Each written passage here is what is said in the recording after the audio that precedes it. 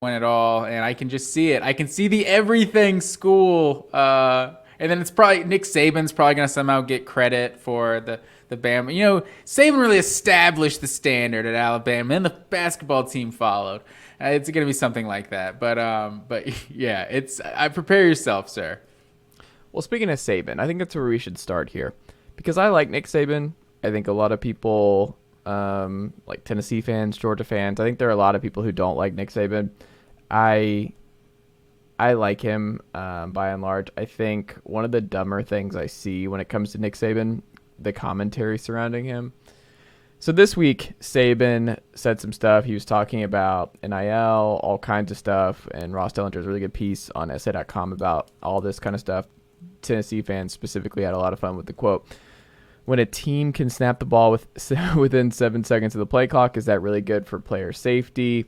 So a lot of Tennessee fans ran with that of like, oh, after Tennessee beats Alabama, Saban makes a comment about if this is really, like, this is something that we need to look at in terms of player safety, is the 7 seconds or less thing. But what I look at with this group and what they were dunking on, because Saban said, quote, guys are going to school where they can make the most money. Okay, folks. Nick Saban can say things like with what he said last year at Texas A&M or what he has said about NIL. There is not I can't believe I had to like say this in this program, but it seems like on Twitter and just when you have conversations with folks who are college football fans who despise Nick Saban or just any of these kind of arguments where it's like, oh, Nick Saban, that's rich. He's the one complaining about NIL, or he's the one complaining about X, Y, and Z. Nick Saban is giving his thoughts, and Nick Saban is someone who could dislike something or dislike the direction of where something is going, but that doesn't mean he is not going to partake to ensure that his team is still the best team in college football. People were posting, oh, they had the number 1 recruiting class this past year and one of the best of all time. So why are you complaining? Folks, you can complain and be like, I don't like how this is all going about. Like, I don't like, what was that story about the law? Like one kid wanted to get his girlfriend or something into law school, part of the deal. I forgot what that was. That feels like forever ago, but that was like a month ago with some player who transferred out. Yeah, where he basically said that, admitted to them turning down some sort of pay for play type of thing. Like that's not their style. Right. Along those lines. And it's like, yeah, I still don't think Nick Saban needs NIL to like the money to come up to get a lot of these kids. I think his draft resume and just his football acumen and the history of Nick Saban in Alabama is probably good enough to get most kids and most families on board with playing for the University of Alabama as long as Nick Saban's coaching him. He complained about the offensive changes to the spread, to this pace. He has done that. Like, it's not the football that he grew up with. He would still probably prefer to play the style that was the case 20 years ago. But that doesn't mean he's not going to go out and hire Lane Kiffin. That doesn't mean he's not going to go out and adapt. So you can not like something, or you could be like, I don't like where this is going. I don't like and still realize you have to do those things to continue to thrive and to continue to win at the highest level in the sport. So I never understood why people give Saban grief about stuff like that when he airs his own grievances about his personal preferences or his direction of sport, because obviously his voice matters. He's the most important football voice in the sport, has been for 20 plus years now. And look, I mean, you're not always going to agree with him, but I don't know. I think Nick Saban gets a lot of flack and it's unwarranted. See, that's where I disagree. I feel like what he says is like gospel. Like, it's like, oh, well, Saban said this, so it's obviously factual. Like, I think he gets like too much leeway to the point of it's like every time something goes against him at this point, and only recently. And I don't dislike Nick Saban at all, honestly. Like, there's people that kind of insinuated how the Alabama rose to their success with car dealerships and stuff like that, and it's like, I've never really gotten into anything like that. I think they're doing anything that anybody is going to do to try to get ahead, right?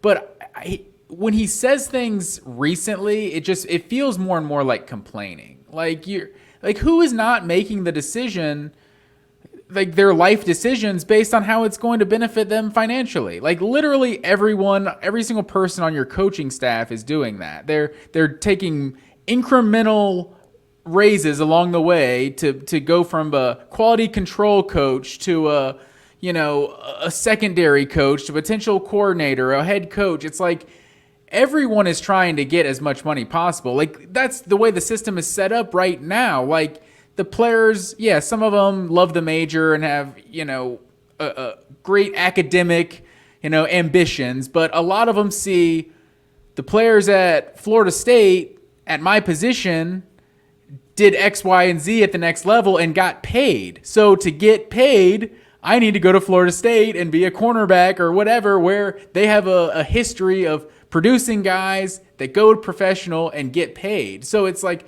now they can get paid in college. So like they're always making a financial decision. It's just like you're somehow bothered by it, I guess, because it's happening while they're in college.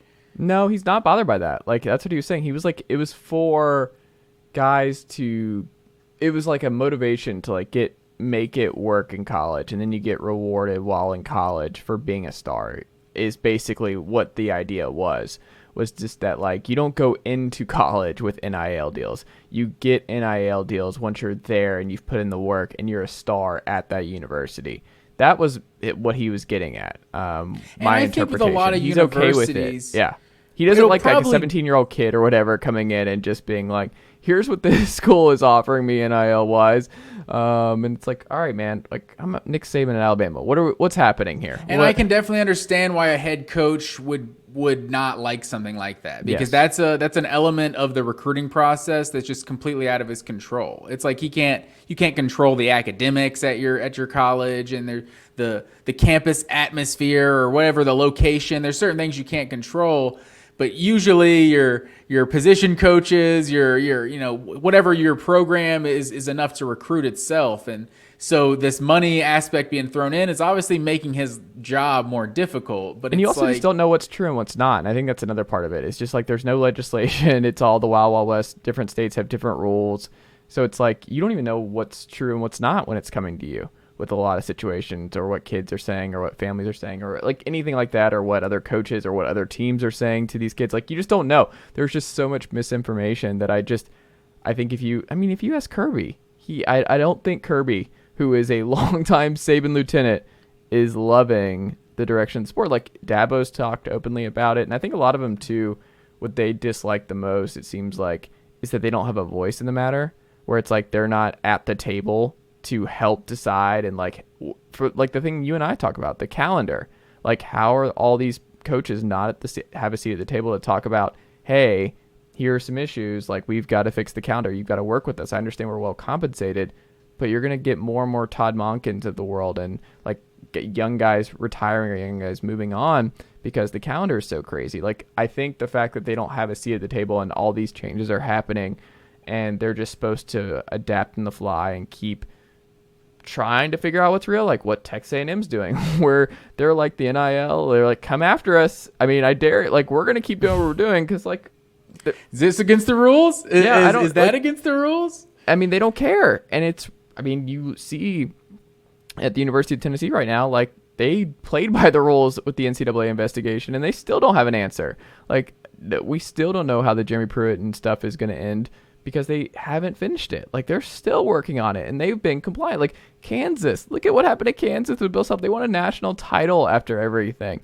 Like it's just no one knows what's real. Nothing is consistent. And I can only imagine for these coaches all across the board, they're just extremely frustrated with the changes and now new rule changes too, right? Like just different things the competition committee is going to do and change. And it's like, all right, did you ask did you at least pick the brain of Saban and Dabo and Kirby and Heupel and Chip Kelly and Lincoln Riley and like just go around and like include them in all of these conversations? Because that is something that would go a long way, is just figuring out a way to include these guys and include these people. Like with NIL, with everything else, is just they know a thing or two about how this all works. And I think you want to just get everybody on the same page. And I think that is just, it's not really complaining for Nick. I think it's just he's frustrated with just it seems like a never-ending spiral of like, what's going to change today?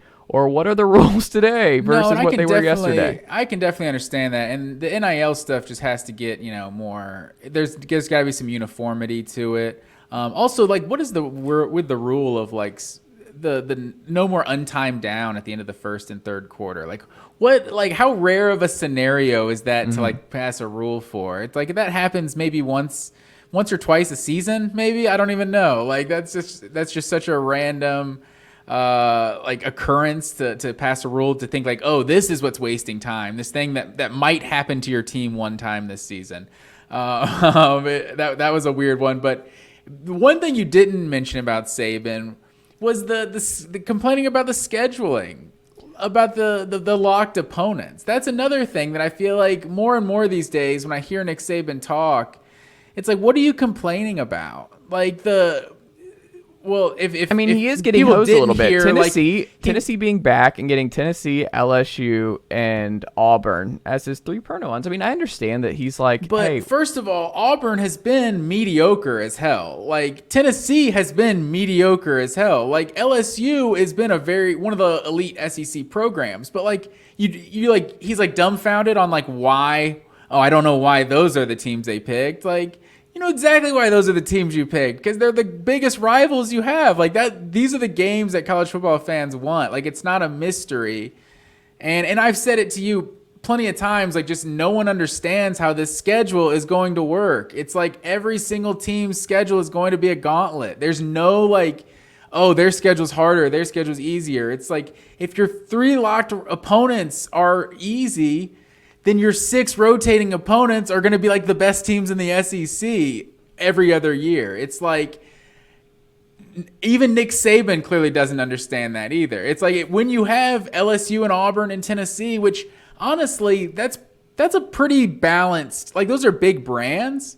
But if you're looking at all the teams that are going to have like their locked rivals, those aren't the 3 best teams in the SEC or anything. Like Auburn's going to have Alabama and Georgia 100% on their schedule. And then the years that whoever, Arkansas or Mississippi State, whoever they find, Ole Miss, whoever they find to be Auburn's 3rd rival, the years that team is also good, it's like their schedule is going to be a gauntlet. It's like Tennessee had that like unfortunate luck. It was like 4 or 5 years in a row where it was like 2008 to 2014, 2015 or so, like somewhere in that area where Tennessee was getting Alabama, obviously, from the West every year, and then just also whoever happened to be the next best team in the West, whether it was like A&M one year or like LSU in the national championship. It was like they just had a streak of just getting, and it was just bad luck. But it's like now with the schedule like being what it is, the 6 rotating opponents,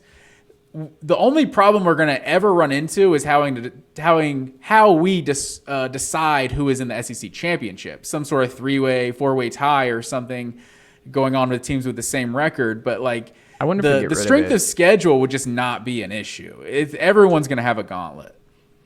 That's fair. And it was interesting. I was listening to the VolQuest guys talk about it, like because I don't know if you saw the Georgia and Kentucky being the permanent rival, and South Carolina and Tennessee. I would not like Kentucky. That just doesn't make any sense for Georgia.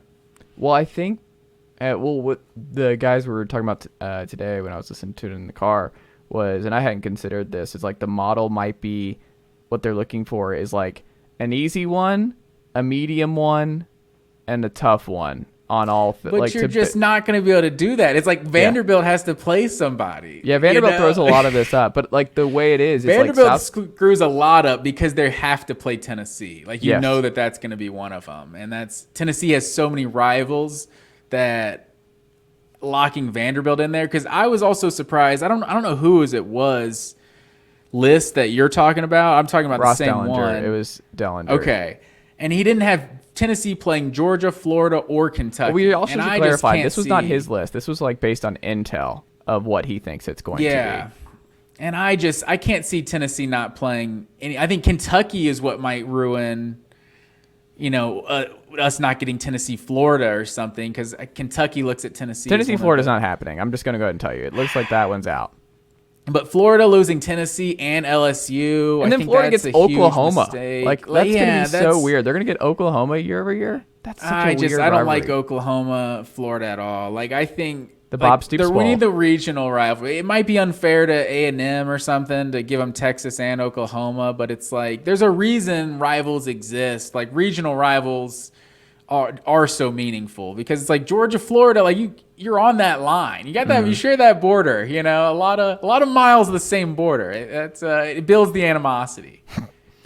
Yeah, no one's going to be happy though, right? Like that's the main thing. Is like everyone's going to have gripes, but the way you look at it, and if you explained it and the way they were talking about it, is like this makes sense too. It's like Tennessee owns Kentucky. Like those games have not been competitive by and large. Like Tennessee in 2020 lost at home to the Kentucky for the first time since like the early 80s.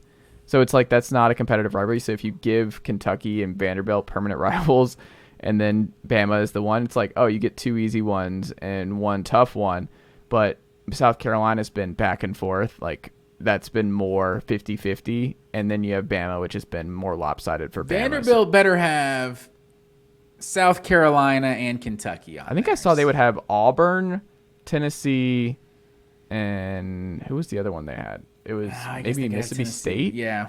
Or something? They do play Ole Miss. That's their locked rival Ole Miss from was the other West. one. Yeah. So I could see them keeping that going. So that's fair. But the Jefferson Pilot Sports Bowl. That needs to be called the Jefferson Pilot Sports Bowl. Ole Miss, Vanderbilt should be played every year, but you need a Jefferson Pilot Sports trophy. That would be fantastic.